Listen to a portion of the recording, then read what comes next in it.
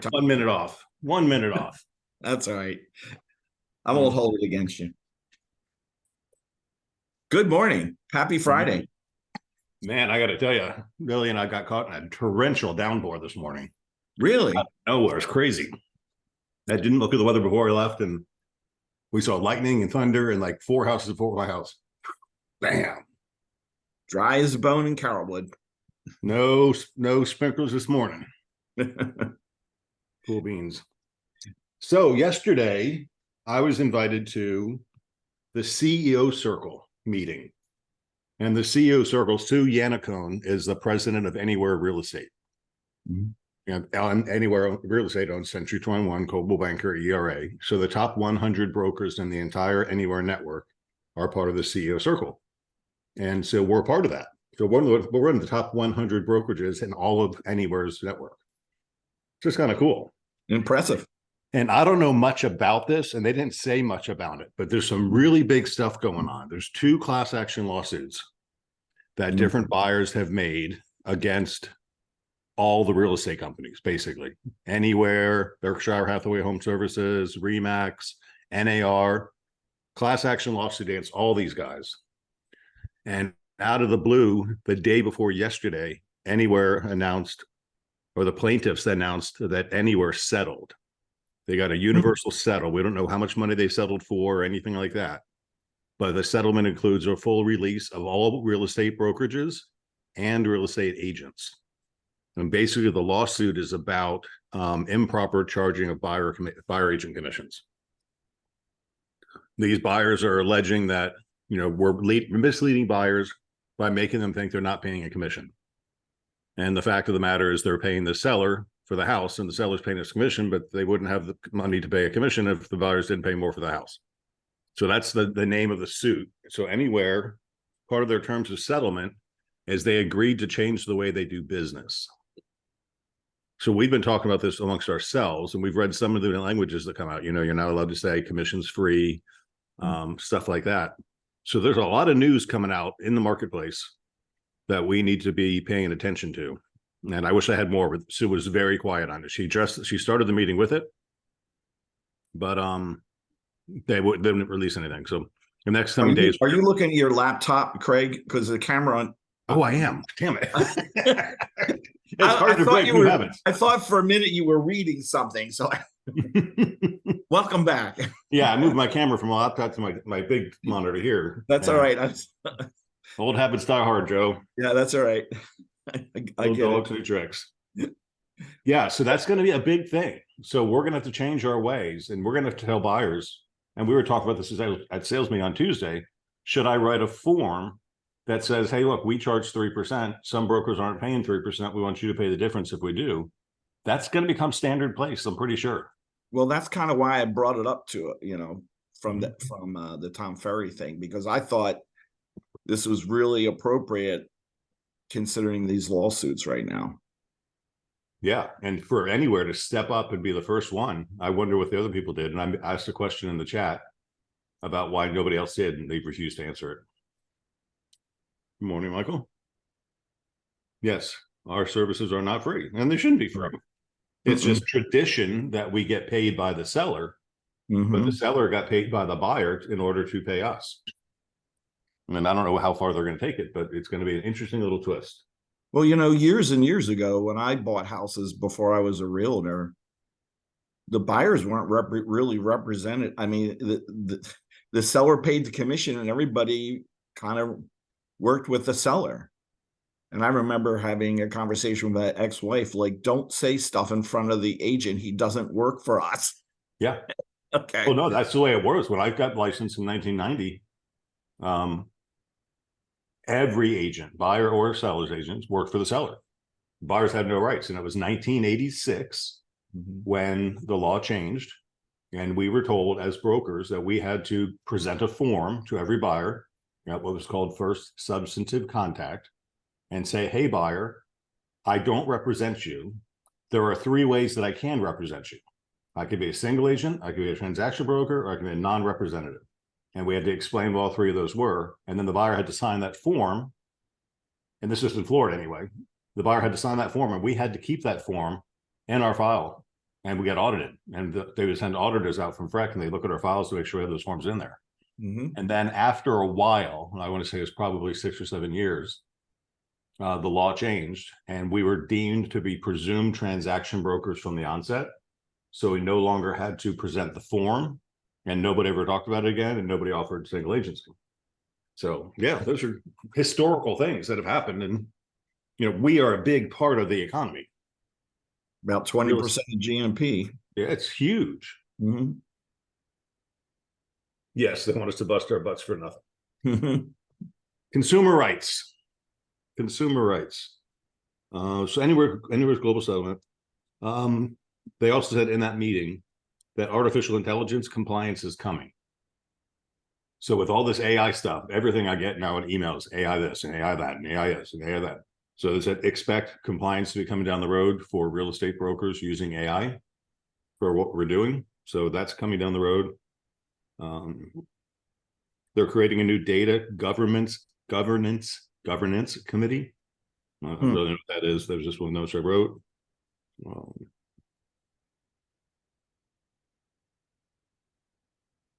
Yeah, pretty much that was it. There wasn't a whole lot of stuff there. But big news is there's some big changes coming for buyers. And we're going to be in front of it, on top of it, and you will be in front of it and on top of it more than anybody else because you tune in and you show up. So it's going to hit the news. So, oh, for sure. I got some things in my inbox I wanted to cover real quick, if you don't mind, because I'm not going to call anybody out on this. It's just something I haven't seen in a long time. Let me move this to this screen so I can see you. And there we go. I just got this morning, and it's written to one of our agents who's selling a HUD home. What is a HUD home? Housing and Urban Development. Yeah, they foreclosed on it, and the HUD, which is a federal government agency, took possession of the house. And we are a HUD certified broker. BGG NSN 8528 is our HUD number. It's Beggins without any vowels, 8528. 8528 is our HUD number. And if you ever write a contract on a HUD house, you got to use that number. And this is a letter to our agent. It says, below you'll find the report that was submitted with additional notation in HUD's main portal.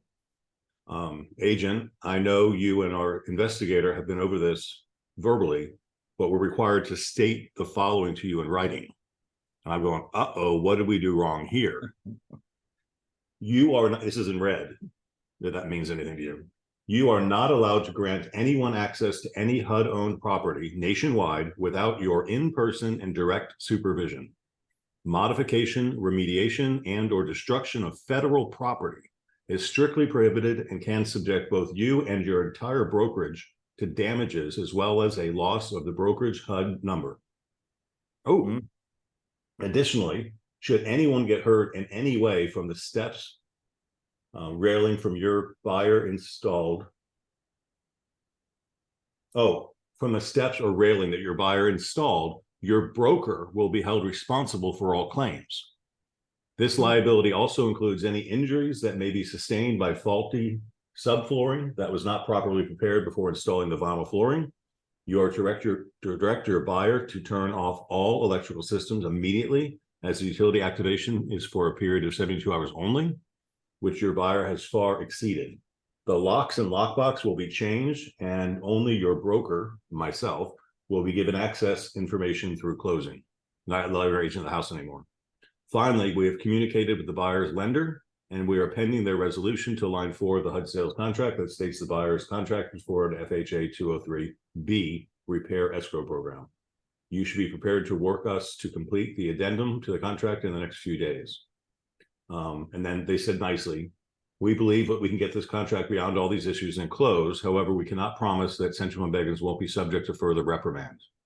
We have reported that we believe all the violations, while admittedly numerous and egregious, were not done in any attempt to openly defy HUD's guidelines. In our experience, these written warnings, combined with our assurance that none of this will ever happen again, is usually the end of it. I'll reach out to you once the lender gets back. And then it goes on to say, all these notes in their portal. Email has been sent to qualifying HUD registered broker and buyer's agent Notes have been made in the portal. Selling agent removed the HUD key from the lockbox and gave to the buyer without supervision or restriction. Buyer then gave the key to an unknown third party and allowed them to modify the property as follows: covering a septic tank, construction and installation of new rear steps and railings, installation of new vinyl flooring throughout the home, and has all utilities active without permission of HUD's field service manager. Additionally, unknown third party damaged to the HUD sign-in sheet, left trash in the kitchen, front and backyards, and used the master bathroom toilet. Selling agent stated that they acted on their own behalf without instruction or influence from any other party.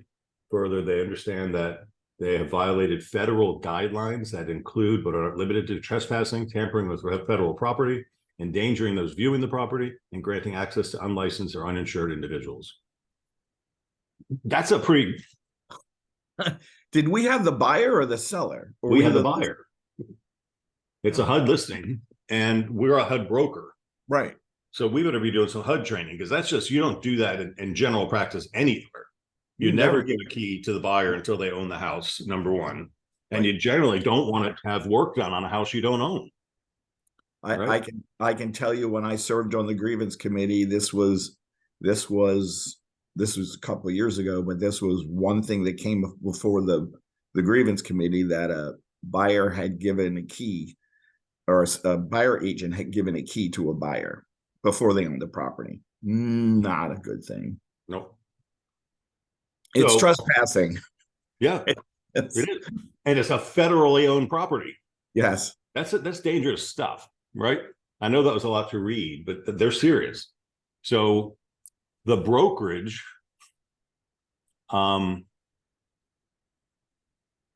is the responsible party. It's not the agent. Right. So, this is going to be fixed and it's going to be fine. But that's a good notice to everybody. If you're selling a HUD property, which you're going to show HUD properties as they come up, because we have nothing else to show. But play by the rules. You guys didn't have to get HUD certified. I did. And we haven't talked about stuff like this in a long time, so we want to do it. No. Mm-mm. Hey, don't be blown away. This stuff happens all the time. You guys get warm and friendly with your buddy, and hey, I don't really want to go to the house and open the door for this guy, so here, take it out of the lockbox and do it. You can't do it. Just don't. And I'm not trying to blast anybody. The agent's totally secret here, and I won't need to have a conversation with it. That letter said enough right there. So cool stuff. All right, where do we get on our list today, Joe? One of the things you had was, I don't know what order you wanted to do. I don't know, because I can't really read my notes. I was chicken scratching yesterday. Let me go through my inbox. I got a couple more. All right. You had one from the cat's letter you sent me. Yeah, we'll do that at the end. Okay. This one, it's just, I want you guys to be aware, because I'm telling you, I'm not Chicken Little saying the sky is falling, right? I'm just telling you shit's happening.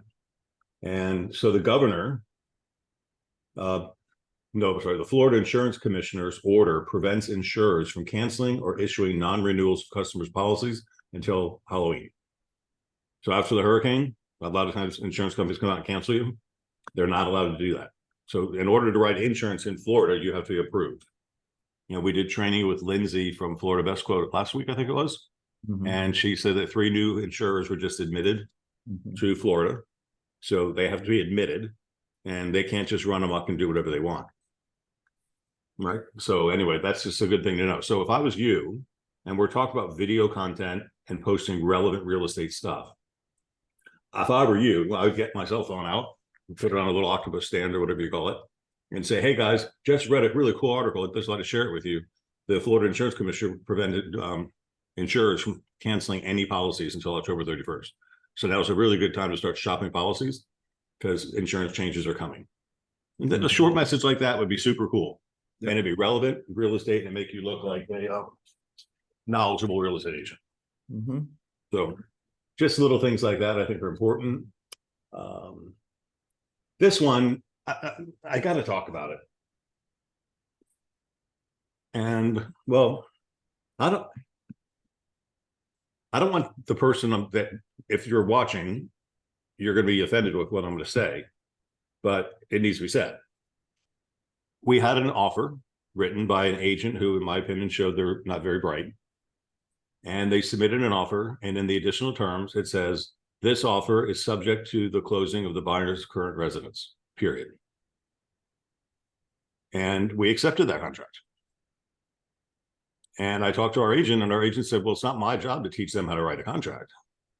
And I'm like, no. It's your job to protect our seller, to make sure. So long story short, this is during the hurricane. The buyer's house that they had to sell flooded. Their buyer walked, so their buyer canceled our contract. Now, in this case, it would have been canceled anyway. If we had used the subject to the sale of the buyer's home contingency that's provided by Florida Association of Realtors of the bar, Right. it would have had some timelines and things in it that would have regulated the offer.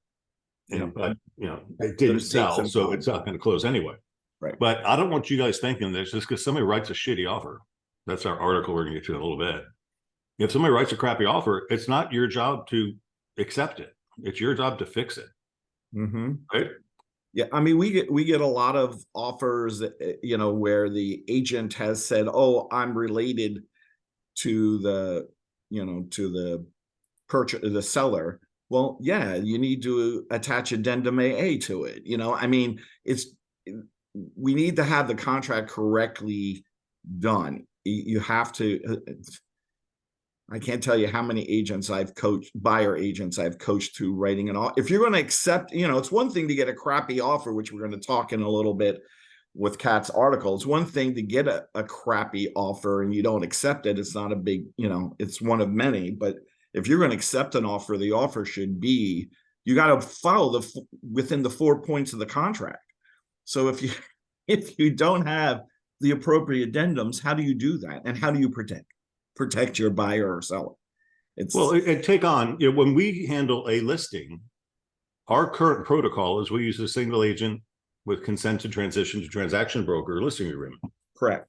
That gives us a fiduciary responsibility to protect our seller. Mm-hmm. Right? Letting a clause like that go through as a transaction broker is bad enough, but as a single agent, it exposes liability.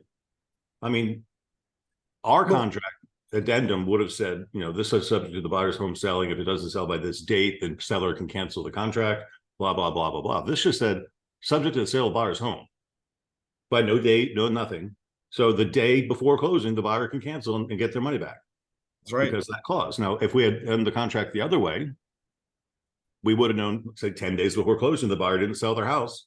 We could have canceled them, put them back on the market, sold the house to somebody else. So we kind of did. I don't know that they would get their money back because there's no addendum that states that.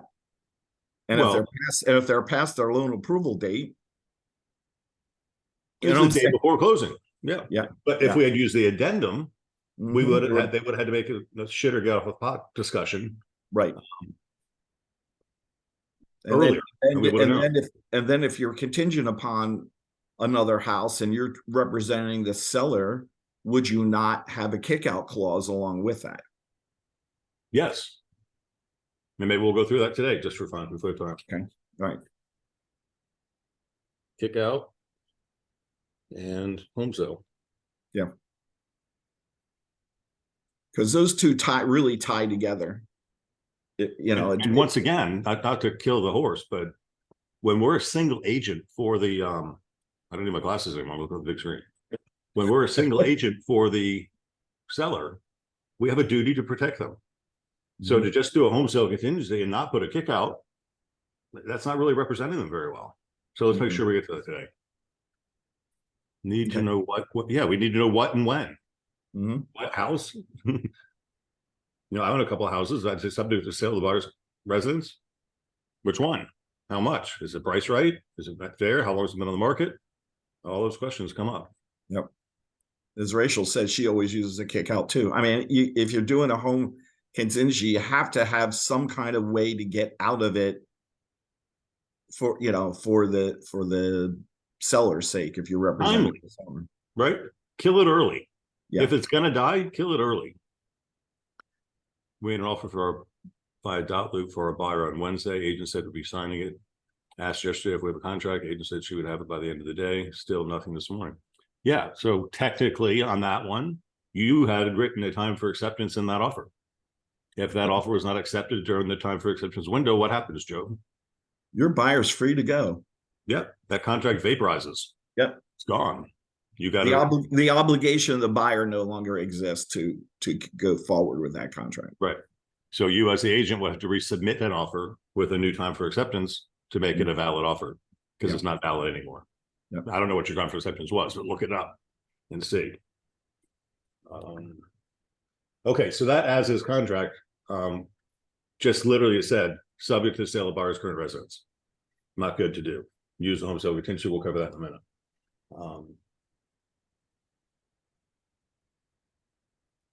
This is one I think you chapped in on.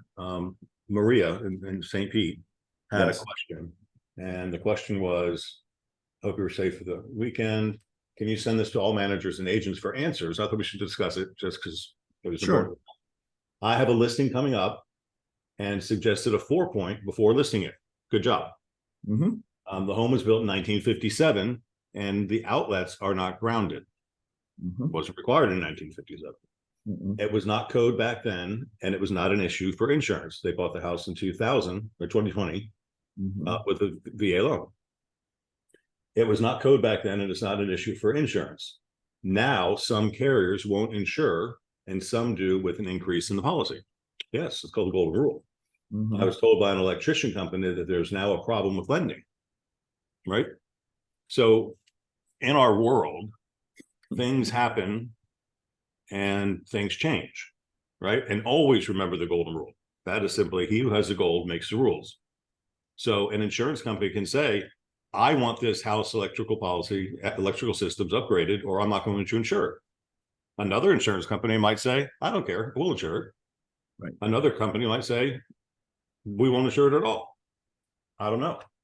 So these are good questions, but the fact that you brought it up in the beginning, I think is notable. That's an excellent agent who's going to take an older house and look through it, especially if the person has owned it for a long time, and no one's inspected anything in a while. The reality with insurance right now, if you're under 10 years of age in a house, there's going to be X number of insurance companies that will cover that. Yep. And then once you get over 10 years, there's going to be fewer companies that are doing it. And when you get 20 years and over, now there's even less companies that will do it. And you get to a point where only citizens will insure it after a certain age.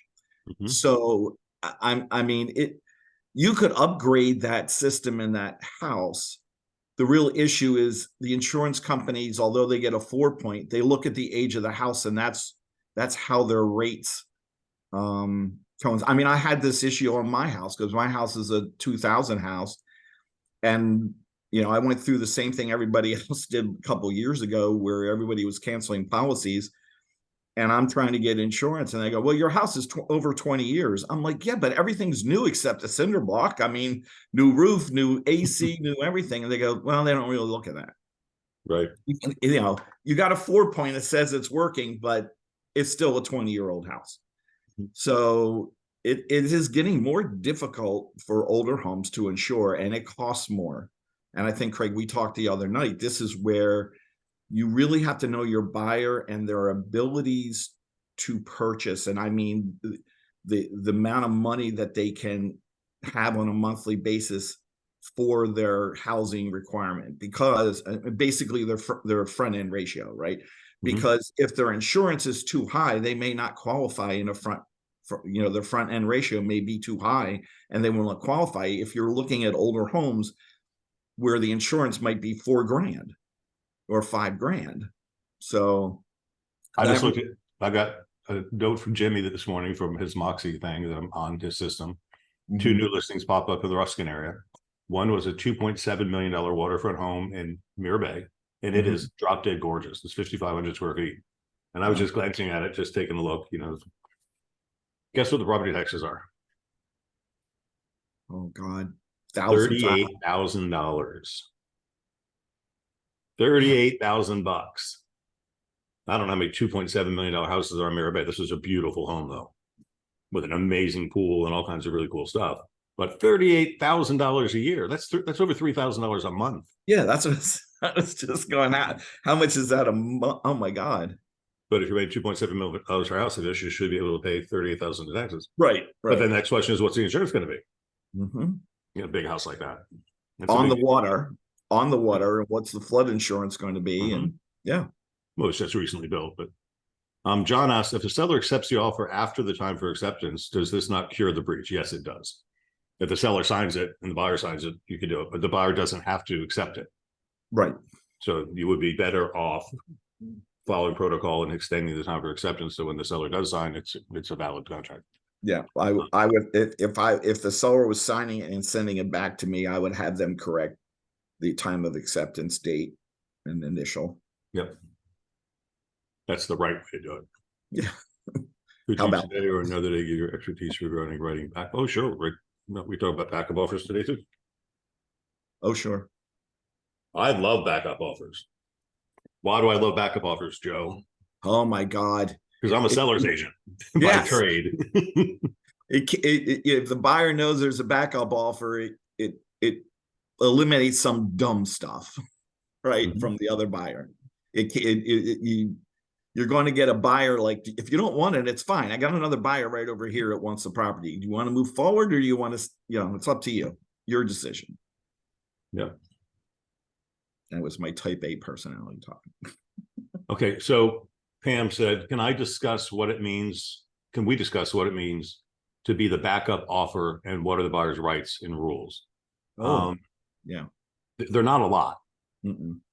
The backup offer, if accepted by the seller, puts the backup as primary once the seller tells the buyer that the first buyer canceled. Right.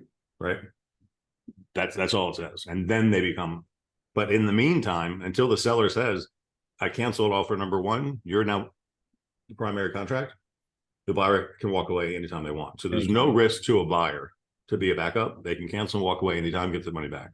Yeah, because you're not submitting deposits. You're basically sitting there saying, if something happens to the person in first place or whatever, then I'm next. Put me in line. Yeah. And it does help. It does help. You don't have to put the house back on the market. I mean, you just cancel and go right into a new contract. Yeah. And it generally holds buyer number one responsible. So instead of playing games like, I want you to do this and spend this and fix that, you can look at square in the eye and say, sorry, I got a backup waiting for you. So if you walk away, I've already got the house sold. So I'm not doing anything. Mm-hmm. And that's the way I personally like to negotiate the as is contract, because the as is contract says as is. And then everybody tries to negotiate after it. And now you can say, nope. Mike just validated your point. He's got a rental. It's 46 years old and it's all updated, but he had issues getting insurance. Yeah. Sure. Mm-hmm. There's a lot of insurance companies that just want to do that. Yeah. I mean, you really, right now, your insurance of last resort is Citizens, and you need to know the Citizens guidelines on certain things, because you need so much roof life, you need so much life in your AC units and stuff like that. They're just not taking anything. Citizens is 5 years roof life now. Yeah. So Victor says, I'm new. Can you please explain about the 4-point? Why was it good to do in the beginning? Yes, easily. A 4-point inspection is HVAC, water, electric, and roof. Those are the 4 points of the home that have to be in good working condition, right? And I think that it's better to validate these things before you put it on the market, because once it goes on the market and it's going to get sold, the buyer's going to inspect it and they're going to find out if there's a problem. I'd like to know if there's a problem up front so we can fix it and then move on. A little more expensive, but it's just, it's like when I traded in my car, what did I do to it? You cleaned it. I cleaned it, took it to the dealership to get the highest offer I could get. Right. Victor, and just to explain a little, a 4-point is a report that is for insurance purposes. It tells the insurance company that the major components that Craig mentioned are in working order in the house, and so that they'll insure it. And it's something that the buyer will give the insurance company when it's time to get insurance, and they'll also do a wind mitigation report. So there's there's 2 things that the insurance company will require, and it's usually on any house now over 20 years old. I just have it automatically done on any house over 20 years old. I had a windmill done on my house. It saved me $700 a year Mm-hmm. because they came and measured the nails and the length of the nails and nailed the plywood onto the trusses and all that stuff. And if they were long enough and thick enough and they had the strapping in the right place, the house was deemed to be safer. And now you need huge. And now you need to do another one for your windows. Yeah. Oh yeah, I got to do all that too. Yep. At which point does the backup offer become mandatory for the buyer? Once the seller tells the buyer that buyer number one canceled, the notification moves them into first position, and the effective date that would normally be written in the contract is stated to be the day the seller does that. So that's when their 7-day inspection period starts, and all that other stuff starts from the day the seller notifies them. Right. So it becomes a new contract with an effective date of the day the seller notifies. Okay. That's it. All right. So back to this letter. Yeah. So no, you're not, your contract does not require the house to be brought up to code. Mm-mm. The house was built in 1957. It doesn't have ground outlets. That's fine. The contract does not require it. But the insurance company might, the lender might. So there's no black and white answer to a lot of these questions anymore, because the market is just so complex, complicated, and confusing and competitive. 4 C's.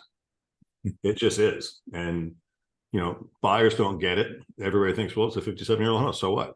It's been around 57 years. Lots of people live in old houses, but the insurance companies don't have to insure them. And right. The lender wants insurance. So if you're getting a lender, you're going to have to get that stuff done.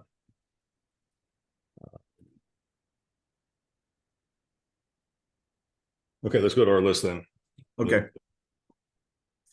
Do we finish Marie's letter? Okay. Yep. Okay. Maria.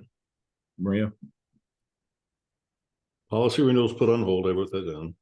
And the nice thing I liked is Maria sent out, you know, she didn't quite know exactly how to handle it, so she reached out to get help, and that's what we're here for. We want to make sure that you don't get yourselves caught somewhere. Mm-hmm. John typed in certified pre-loved homes. You know, I'm just going to stand by that one. Mm-hmm. That's just a great idea.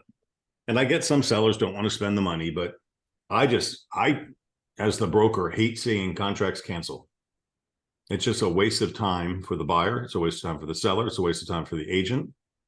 It puts the property as a stigma. Why did they cancel? It goes back on the market. Now people are wondering what was wrong with it. It's better to clean the car before you take to the dealership to trade it in. When our days on market were 4 hours, we handle things differently than when now they're 30 days and 45 days for the higher price points. You've got to handle it. So you don't want to lose a buyer. And, you know, you don't want to get to a point in an inspection and the buyer wants, I want this fixed, and the seller saying no. And then you as an agent have negotiated, gone to the thing, you know, gone to inspections and everything. You've got a lot of money and time invested in it, and the deal falls through. And, you know, I don't want to sell a house twice. Right. I want to do it once. Well, I'll sell it twice or get paid twice, but I don't want to sell it twice and get paid once. So getting our sellers to understand, and sometimes having a story to back up why you're doing. I had one several years ago in Temple Terrace where, you know, the sellers had moved in 2 years ago, had an inspection, it was fine. Our inspector goes in and finds out the electric panel's bad. So now the electric panel's got to be replaced. Normally that's about $1,500, except it wasn't just the electric panel, it was the amount of service coming to the house. And there were several other things. When you get into these older communities, it ended up costing them $4,000. Well, guess what? The seller had already negotiated the contract, knew how much they were making, and now they've got to spend $4,000 that they weren't planning on. Right. Or the buyer cancels. They weren't happy. You know, and, you know. And if we had negotiated up front with a new panel, we would have raised the price of the house. Correct. Now we're stuck with the cheaper net proceeds to the seller because we didn't know going into it. And we could advertise it as new electrical panel as a plus in the listing. So that little story has convinced many sellers to do a pre-loved home. Well, that's how we sell, right? Third-party stories. That's right. And you've been around as old as you and as long as you and I. Hey, you Hey. have a few of them. Logging You're in. you're a senior now. I can say that. That's right. Okay, I'm going to go to dot loop. I'm going to share my screen. Okay. Basic. This one. Share. Now. Oh, I'm over here. Okay, so if I go to log in as a person, now I can go to my templates. Now I'm going to go to listings. Am I sharing that screen? Yes. Okay. Listings. Let's look at certified pre-loved homes just for fun. This is in your There we go.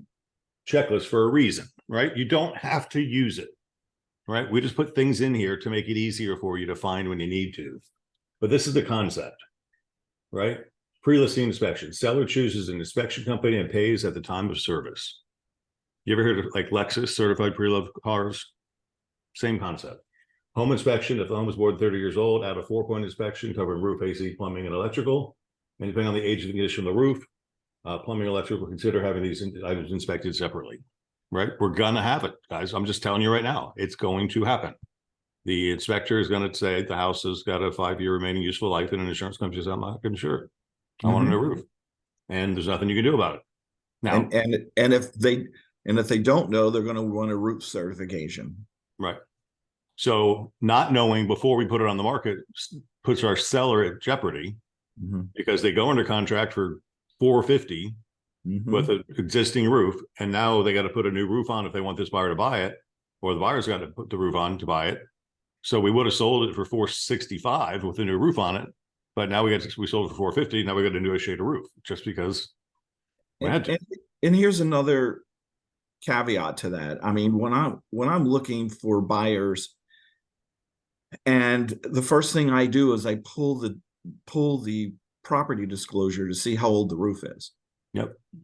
Because if the roof is 15 years old and I have a buyer who's not going to be able to pay for a new roof next year, you gotta sit down and have that conversation with them. Like, I'll show you this house.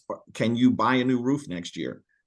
Right. Yeah, we might get insurance now. It's going to be costly for you, but they're going to come and they're going to send you a letter next year going, we're canceling your homeowner's insurance unless you put a new roof on.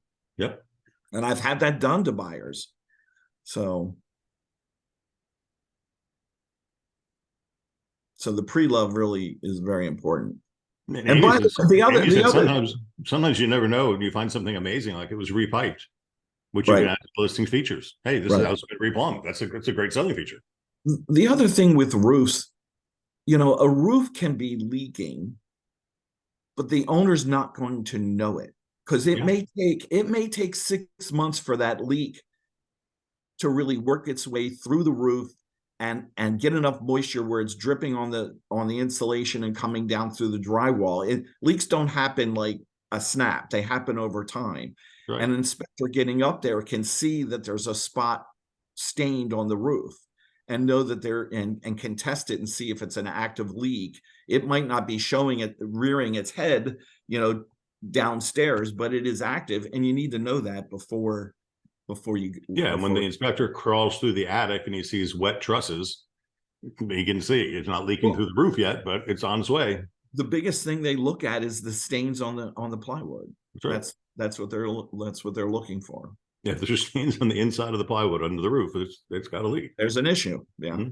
So anyway, in your seller's checklist template is a certified pre-lived home checklist, and some of it's overkill. I get it, but this is just to prevent problems. So we get photography done, et cetera, et cetera. Title inspection. It's okay. We have title issues that pop up from time to time. And excuse me, now with the title toolkit, you can do an O&E report on your phone, ownership and encumbrance report, and that'll tell you basically, it's not going to give you insurance, it's going to tell you if there's any problems. That permits. Yeah. Oh, there you go. Important things to know. Pre-insurance preparation, copy of the survey, if you can get a copy of the survey. An elevation certificate for flood zones. If it's a newer home above the flood insurance rate map date, which is 1976 for Pinellas, 1980 for Hillsborough, and 1976 for Manatee County. This elevation certificate will help you get a cheaper flood insurance rate because you can go to a third-party carrier. If the property's in a trust or the sellers are deceased, figure this stuff out before we put it on the market. It sucks. We just had that happen the other day. Buyers passed. Heirs have the house. We sold the house. They don't have title. It hasn't been never went through probate. Yeah. So it's got to just delay closing for 6 weeks or whatever long it takes. And probate is very different when it's homesteaded versus not. Correct. All right. So that I'm saying that because especially for people on the beaches and stuff like that, where you may be dealing with a second home versus a primary residence. So it's handled very differently. Yep. All to make sure that everybody's owed, that is owed any money is paid. Because once you sell the asset, the estate doesn't have the money to pay the person that's owed. Pamela, I'll get to your backup offer, but it says I was asked if I want to be a backup verbally by email. Should have been sent as a request. Yes, they should have sent the contract back to you with an addendum box check backup contract, and then fill out the addendum. That's what should have been done. Right. Yeah. And then it goes on through disclosures and supplemental documents, seller's disclosure, condo addendum, contract addendums that will eventually be needed, inspection reports, floor plans, survey, list of upgrades and updates and completed repairs. This is just really a good way to do business. Required? No. But if you're going to be a good agent, this is a good thing to put into practice. Let's go to addendums. And we'll do backup first. Yeah. Backup contracted. It's so easy to get around in .loop. Yeah, I love it. Compared to Google Docs.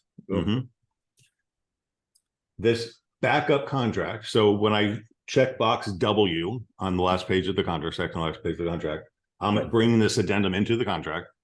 So I'm gonna sell the house to Joe, right? And Chris wants to buy it too, and Chris was the second best, but Joe's got a couple issues. I'd rather work with Joe because I'll make a little more money in the house, maybe. But if Joe can't pull it off, Chris looks pretty darn good, so I'll make it offer at Chris. So Chris will get this contract sent back to him with this box W checked, which means it's part of the contract. And it says this backup contract is subject to the termination of a prior executed contract between seller and a third party for the sale of the property.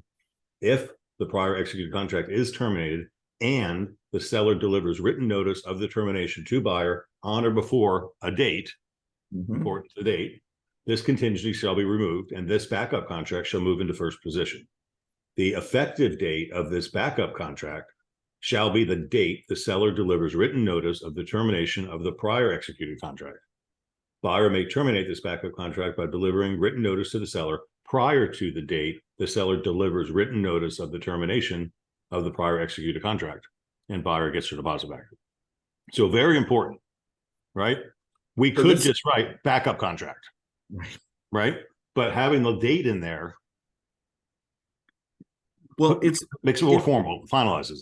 It's more important. It's a what has to happen, when does it have to happen, and how is it going to happen? Yeah. And those three things have to be what, when, and how have to, when you're doing an addendum, has to be in it. Yeah.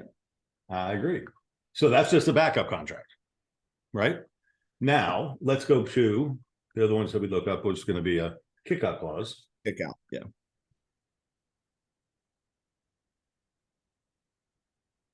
Kickout clause addendum. There we go. So the backup contract is one thing. We should probably do, I'll do the kickout clause first, and then we'll switch to the sale of buyer's home. Okay. Because let's make up a situation. A kickout clause. I got an offer on a property, but it's contingent upon the sale of the buyer's property. And they have it listed, but it's not sold yet. Well, let's do another example. We'll do the contract one. It's a contract. It's subject to me getting my inheritance by October 15th. Right? That's not a great offer because I don't know if you're going to get your inheritance by October 15th. I don't know how busy the court system is, how backed up it's going to be, all this other stuff. So your offer is really not that great, basically. But I'm willing to take it if it comes through. So I would say in that case, okay, Joe, I'll accept your offer, but I'm putting a kick-out clause in. And it's going to say that I got the right to continue to show the property and solicit and enter into bona fide backup contract. I can't take another contract. I can take a backup contract, right? Now, understand this. It says seller will have the right to continue to show the property. Now, there's a third party playing in this game called the MLS. The MLS does not go back active. No. So the seller can show it, but you're not marketing it. It's going to be under pending status in the MLS, not active. And you can write into realtor remarks, you know, there's a kick out clause, right? You know, please show, but agents aren't looking at pending contracts to go show. So you're going to get less activity. So know that going into it. Upon entering into a backup contract, seller will give the buyer a copy of the backup contract with a third party's identification and purchase price information obliterated. Because just because it's, if I can sell the house for less, it doesn't have to be more or equal to, it's just a big acceptable. So here's my offer. Black out the name, black out the price. Here's the offer. I'm letting you know I've got another offer. To continue with this contract, buyer must make an additional deposit of blank. I would make it onerous to the escrow agent within 3 days of receipt of the contract. By giving the additional deposit to the escrow agent within 3 days, buyer waives all contingencies for financing and sale of buyer's property, and the parties will close on the closing date, right? So if I put up an additional deposit within 3 days of the seller telling me you got it, then I'm waiving my right to my inheritance coming in by October 15th. Right. Right. So and that's why these dates are important. That's like the kick-out clause. We'll do the home sale contingency next because it has trigger dates in it. And you got to kind of get a calendar out and think backwards. When do I want to have this figured out by? Because we want everything to work out for it. I want my seller to have notice of when they're going to close so they can pack and move and all the other stuff that goes along with packing and moving. Right. The additional deposit will be credited to the buyer at closing. Important to say that. It's not extra money for the house. It's just additional deposit credited to the purchase price. If buyer fails to timely make an additional deposit, then this primary contract shall terminate and the buyer shall be refunded their deposit, thereby releasing the buyer and the seller from all further obligations. Right. So that's a kick-out clause, right? So in a situation where, like I said, the inheritance coming out by October 15th, more commonly, it's subject to the sale of buyer's home. All right, I don't really want your crappy contract with your contingency, but I'll take it until something better comes along. Yeah. But I want to have a date by when something's going to come along, and then I want you to put your money where your mouth is. If I'm going to kick another buyer away. Sound good? Sounds good. You know, that when they took that active with contract away from us, that really hurt the backup offers. It did. It basically becomes an office listing now. Right. And home sale. What is home sale contingency called? Buyer's sale. Yeah. Sale of buyer's property addendum. Yeah. So I type in sale. I got sale of buyer's property addendum. Yep.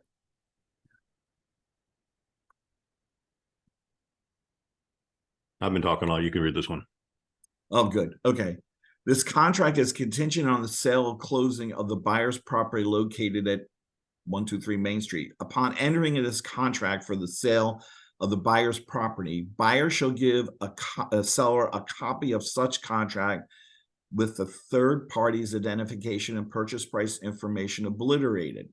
If the sale of the buyer's property is not closed by this date, buyer may, within 3 days thereafter, deliver written notice to the seller terminating this contract, in that event, the deposit shall be refunded to the buyer, thereby releasing buyer and seller from all further obligations under this contract. If the buyer fails to timely deliver said written notice to the seller, this contingency shall have no further force or effect. The buyer's property is or is not presently under contract for the sale.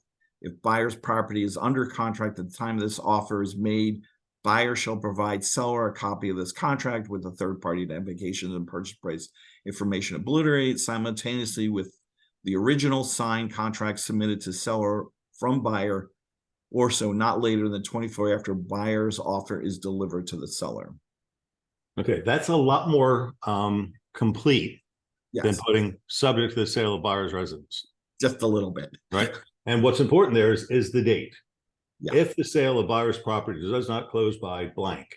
So let's say the buyer writes a contract, they expect their house to sell quickly in this market, which it probably will if they price it right.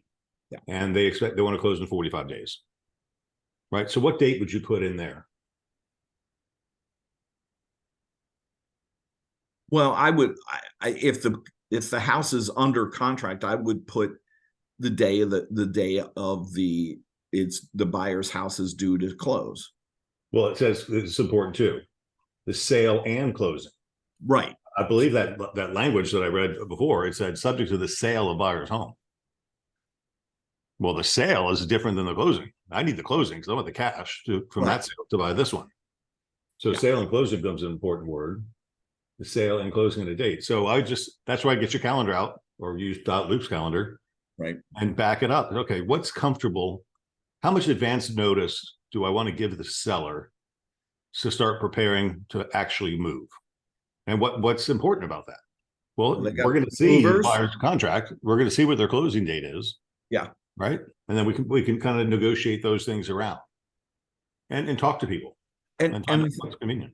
The thing that we forget sometimes is some movers, if you're a seller and you're moving, you've got to get a date. You got to put a deposit down. The seller could lose their deposit for the movers if they've got to move stuff around. So you got to talk with your seller and what they're, and help them through that. Mm-hmm. Yeah. And I think part of this too, Craig, is a little due diligence on our part, like get the copy of the contract. You can talk to the agent. Are you through inspections? That's important. Are you through inspections? Are you through appraisal? You got to see where in the transaction, if it's under contract, it is. Because if it just went under contract, then you've got an issue that it hasn't been through inspections yet, and it may fall apart there. So you got a 7-day due diligence period that you cancel for any reason. Right. So it's really important to get a copy of that contract so you can see where it is and have enough questions to ask the buyer agent what you know about the contract. And I have, by the way, talked to the listing agent on the house that's being sold at times to find out where everything is in the transaction. Especially if it's out of state. Let's say they're moving here from Maryland. Yeah. Call the broker in Maryland and say, hey, what's the shot of this thing actually closing? Right. And these buyers are trying to buy a house down here that's subject to sale. That one, is that one marketable? Right. Is it in good shape? Is the price right? But all those questions you can ask. And the seller has no obligation to accept any offer. Right. Now, they do have an obligation to make a decision within the effective date, so you don't want to leave an effective date open for too long. Right. You want to keep the pressure on them, but that's where you step in as the agent and start making your championing for your seller. Yes. And in our case, you're a single agent for our seller. And you're trying to. We know the pitfalls that can happen in a transaction, so we're here to make sure that we don't fall into one without having asked some questions. When you're taking a road trip for a long distance, what do you do with your car? You get a tune up, oil, make sure you get a tune up, right? Check the tires. This is like kicking the tires, checking the tires, doing all that stuff to the house before we put it on the market. Right. And this is how we keep contracts together. And this is where you also get the attitude that is necessary sometimes. Right. Yeah. Hey, I'm not desperate. I've checked this house. I know it's good. What I don't know is if you're any good. So let me talk to your lender. Right. And look, I've already checked out the insurance. I've already checked out this. I checked out that. Here's what property taxes are going to be for you. Because I don't want you tying up my property for 30 days and then canceling. Not what I want. Right. Okay. I think it covers kick up, back out.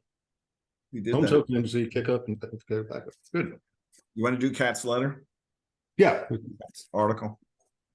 I think I covered that a week or two ago, but let's hit it again real quick because we got a little bit of time.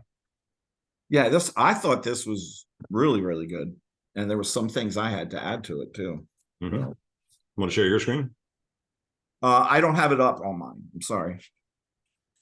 I printed it out. You're one of those people, huh? Well, because I was signing on and reading at the same time this morning. Gotcha. Where's that purple? I wanted to make notes on it so I didn't miss it. The ugly contract. I've got Look, you sent it to me in email last night. So yeah, no, I just don't have the inbox open. I don't know where we went. Oh, okay. There it is. Which one am I sharing now? Stop share. I got 3 monitors in front of me, so Oh, I'm sorry. Well, you're not sharing right now with anything. I'm sharing. They're coming up on the screen. There you go. All right. There it is. Craft a perfect offer that leads to an accepted contract. If you're putting together a beautiful, thoughtful offer package, your buyers will be impressed and your sellers will be too. Mm-hmm. So why don't you hit the highlights of this one? We only have like 3 minutes. Yeah. So one thing they covered in here, I thought, was the love letters, which really is a fair housing nightmare. It really is. I just and years ago I had some and they attach pictures and all. I mean, you don't know, giving these to a seller what it would trigger or not. I don't show them. I mean, I just think it's a fair housing nightmare. And we probably, the problem our is, listing should say we don't present them. We probably should put that in our realtor remarks. that actually FAR came out with a rule saying not to present them. Mm-hmm. It's fair housing. You know, if you whatever, a blended family, a non-blended family, a white family, black family with their little kids, and it shows potential discrimination. And we don't want to be potentially discriminating anybody. Look at that one agent who'd asked Jessica to send her a copy of the buyer's picture. Yeah. That's like, no. And you know why? Because she was a neighbor. Right. Oh my God. What a nightmare. Yeah, you guys run all kinds of stupid stuff that people do out there. And you got to be smart enough to know that it's dumb. You don't go to the listing agent when you're the agent the listing agent is the agent next door. Yeah. And says, before we accept your offer, we want to see a picture of the family. Yeah. No. You're going to discriminate because they're purple? Yeah. Not on my watch. Not going to be a party to that night. So leave the love letter out of it. Yes. So what does an ugly offer look like? I've gotten a few of those, Craig. Of course. You know, they're not filled in right. You know, to me, you know, they don't send me the name of the lender. I can't call a lender because there's no number. There might be some ugly pre-approval letter attached to it that doesn't have any information on it that I call every lender on an offer that I'm going to present to my seller. I want to know whether these people can buy a house and whether the letter is even right. Correct. Well, let's talk about that. We'll call it an end on this one. Yeah. Become proficient at .loop. Yes. Right. There's an offer presentation. You present the offer. Right. Think about a buyer. Now, this is unfair because we do this every day. We talk about contracts every Friday.